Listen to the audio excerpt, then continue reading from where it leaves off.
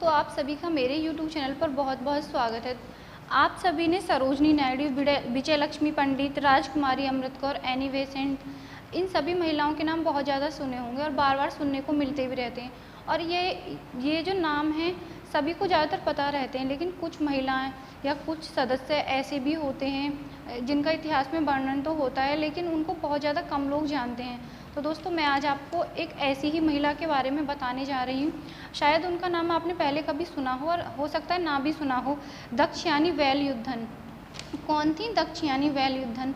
क्या नाम, मतलब क्या योगदान था इनका और इतिहास के पन्नों में इनका नाम किस तरीके से दर्ज हुआ, तो हम यह जानने की कोशिश करेंगे। दोस्तों, मैं आपको बता दूं, जो दक्षयानी वेलयुद्धन थी, इनका जन्म 4 जुलाई 1912 को एर्नाकुलम जिले के मूलमुकुंद गांव में हुआ था। ये पुलिया समुदाय से संबंध रखने वाली महिलाएं थी और ऐसा कहा जाता है कि अपने समुदाय में सबसे पढ़ी लिखी सिर्फ एक यही महिलाएं थी और जिनके समाज में कोई महिला ना ही तो पढ़ती थी ना ही लिखती थी। ऐसा भी माना जाता है कि यह अपने समाज में मतलब पूरे वस्त्र धारण करने वाली, कह सकते हैं यानी पहनने वाली एकमात्र महिला यही थी। इससे पहले कोई भी महिला दक्षिण भारत में पूरे कपड़े नहीं पहनती थी, यानी कि वो नीचा के कपड़े तो पहनती थी लेकिन ऊपर के कपड़े नहीं पहनती थी। कह सकते हैं कि उन्हें अपने स्तनों को ढकने का यानी वृष्णों को ढकने का बिल्कुल भी अधिकार नहीं था।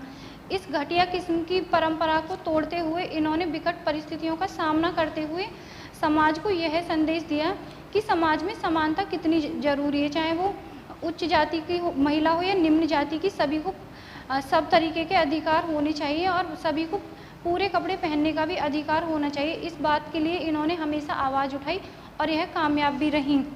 दोस्तों, दक्षयानी वेलयुद्धन जी के बारे में महत्वपूर्ण बात, यह संविधान सभा की एकमात्र दलित महिला सदस्य थी, यानी कि जो दलित समाज से संबंध रखने वाली यह एकमात्र महिला सदस्य थी, क्योंकि उस समय आपको पता है कितना शोषण हुआ करता था।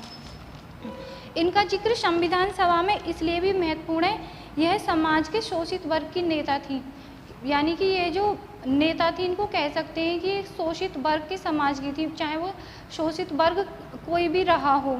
जातिवाद के खिलाफ थी और समानता में विश्वास रखती थी, मतलब ये जातिवाद का कड़ा विरोध करती थी और यह चाहती थी कि समानता समाज में आए, क्योंकि समानता जब आएगी तो जब ही सब कुछ अच्छा हो सकता है।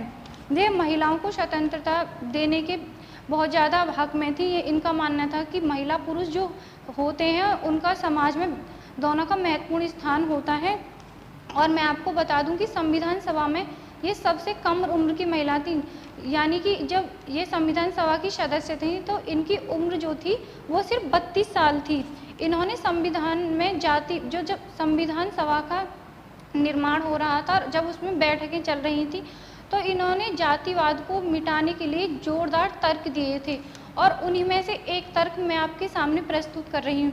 तो इन्होंने जातिवाद पर जोरदार तर्क देते हुए कहा था, संविधान का कार्य इस बात पर निर्भर करेगा कि लोग भविष्य में किस तरह का जीवन जिएंगे, क्योंकि आज जो हम कार्य करेंगे उसका कल का क्या परिणाम होगा वह आज पर ही तो निर्भर करेगा। और ये कहती हैं कि मैं आशा करती हूँ समय के साथ ऐसा कोई समुदाय देश में ना रहे, यानी कि ये खुद कहती है कि मैं ऐसी आशा करती हूँ आज की समय के साथ देश में ऐसा कोई समुदाय ना रहे जिसे अछूत कहकर पुकारा जाए या उसे हीन भावना अपने आप में फील हो कि मैं मतलब अछूत समाज से हूँ। तो ये एक ऐसे संविधान का निर्माण करने के पक्ष में थी जहाँ किसी भी तरीके की जाति भेद, किसी भी तरीके का कुछ भी ना रहे। इस महान आत्मा की जो मृत्यु है दोस्तों, मैं बता दूं 20 जुलाई 1978 को हो गई थी। केरल सरकार ने इन्हीं के नाम पर एक पुरस्कार शुरू किया है, यानी उस पुरस्कार का नाम है दक्षयानी वेलायुद्धन। यह पुरस्कार उन लोगों को दिया जाता है जो महिलाओं को सशक्त करने में, महिलाओं को आगे बढ़ने के लिए प्रोत्साहित करते हैं, समाज में जाति धर्म के खिलाफ, यानी कि जो लोग जाति धर्म के खिलाफ रहते हैं उसको रोकने में काम करते हैं, शोषित वर्ग का या जातिवाद के खिलाफ काम करते हैं, उनको यह पुरस्कार दिया जाता है। तो दोस्तों, दक्षयानी वेलायुद्धन के बारे में मैंने आपको बताया है। वीडियो कैसी लगी? वीडियो अच्छी लगी हो तो वीडियो को लाइक करें, चैनल को सब्सक्राइब करें। Thank you.